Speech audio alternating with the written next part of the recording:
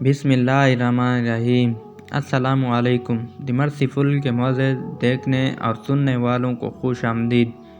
मेरे प्यारे व्यूअर्स, आज की इस वीडियो में मैं आप लोगों के साथ शेयर करूंगा मौलाना फजल रहमान की दस्तारबंदी का सबक आमोज़ वाक़या।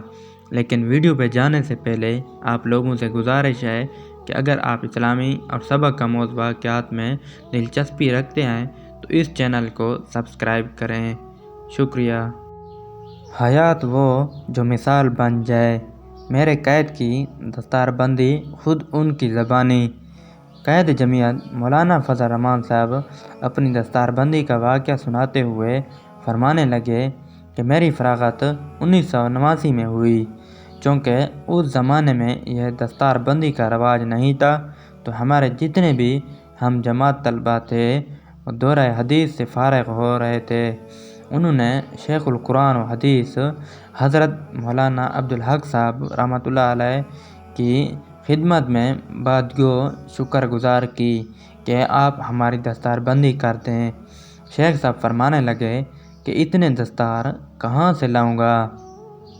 तलबा ने कहा कि हम दस्तार खुद ले आएंगे और आप हमें सिर्फ बांध दें। बहरहाल शेख साहब ने इजाज़त दे दी। अब जब मुझे पता चला मैं बड़ा परेशान हुआ, तो मैं सीधा शेख साहब मोहतरम के पास चला गया और शेख साहब से अर्ज़ किया कि हज़रत आपने ये इजाज़त क्यों दे दी। शेख साहब ने कुछ नहीं कहा। फिर मैंने अर्ज़ किया कि हज़रत सबसे पहले तो मैं अपने आप को दस्तार का काबिल नहीं समझता, और दूसरा ये कि मेरा ज़मीर मुझे ये इजाज़त नहीं देता कि मैं दस्तार अपना खुद ख़रीद कर आपको दूं और उसे मुझे बांध दो। हाँ, अगर जामे मुझे दस्तार बना देता है तो मुझे ठीक है। तो इस पर शेख साहब फरमाने लगे कि मैं ये इम्तियाज़ कैसे कर लूँ कि दूसरे तलबा तो अपने दस्तार ला रहे हैं और आपको जामे की तरफ से दूँ। बहरहाल यह दस्तारबंदी का दिन आ गया। तलबा ने नए कपड़े पहने थे, अपने रिश्तेदारों को दावत दी थी और वो अपने साथ हार और सेहरे लाए थे, और तलबा कराम भी अपने साथ हाथ में लिए बैठे थे। और मैंने ना तो नए कपड़े बनवाए थे, ना ही रिश्तेदारों को दावत दी थी, और ना ही अपने लिए दस्तार ख़रीदा था।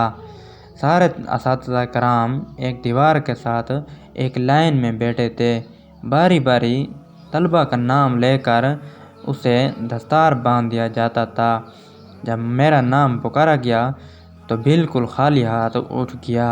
दस्तार मेरे हाथ में नहीं था, तो यकदम से सारे तलबा नारे और आवाज़ें देने लगे। मेरी आंखों से अश्क रवाना हो तो और मैं रो रहा था। मेरे पहुँचते हुए मजलिस से 4 या 5 दस्तार शेखुल हदीस मौलाना अब्दुल हक साहब की गोद में तलबा कराम ने फेंके थे। उसी में से एक दस्तार मुझे बांध दिया गया, क्योंकि मेरा ना तो कोई रिश्तेदार और ना ही कोई और था। जब हाल से हम निकल आए तो सबसे ज़्यादा हार और सेहरे मेरे गले में थे। इसी तरह जब इम्तिहानात ख़त्म हुए तो मौलाना अब्दुल हक साहब के कमरे में चला गया और उनसे इजाज़त मांगनी चाहिए। मैं उनसे बैठे बैठे इजाज़त मांग रहा था। वह मेरे लिए खड़े हुए और मैं उनसे हाथ मिलाना चाहा। उन्होंने मेरे हाथ अपने हाथों में ले लिए। फिर मैंने खड़े खड़े इजाज़त चाहिए तो शेखुल कुरान अब्दुल हक साहब मेरे साथ दरवाज़े तक आए।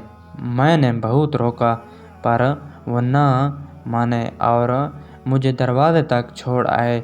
जब मैंने दोबारा हाथ मिलाना चाहा तो बजाय मुझसे हाथ मिलाने उन्होंने अपने हाथ अपने सर पर बढ़ाए और अपना दस्तार उतार कर उससे टोपी अपने सर पर रख ली और दस्तार मेरे सर पर रख कर फरमाने लगे कि फजल रहमान, یہ ادنا سا تحفہ میری طرف سے قبول کر لو۔ اس وقت میری خوشی کی انتہا نہیں تھی۔ اور ہاں، ایک اور بات کہہ دی کہ جامعہ کی فضلہ میں یہ امتیازی حیثیت صرف مجھے حاصل ہے کہ شیخ الحدیث حضرت مولانا عبدالحق صاحب رحمۃ اللہ علیہ نے کسی اور کو اپنا ذاتی امامہ دیا ہو۔ یہ تھی میرے اور آپ کے قائد محترم کی فراغت کی کہانی۔ امید کرتا ہوں یہ ویڈیو آپ کو پسند آئی ہوگی۔ اگر یہ ویڈیو آپ کو پسند آئی ہے تو پلیز لائک، شیئر اور سبسکرائب ضرور کریں تاکہ ہر نئی آنے والی ویڈیو آپ تک جلد ہی پہنچ سکے۔ شکریہ۔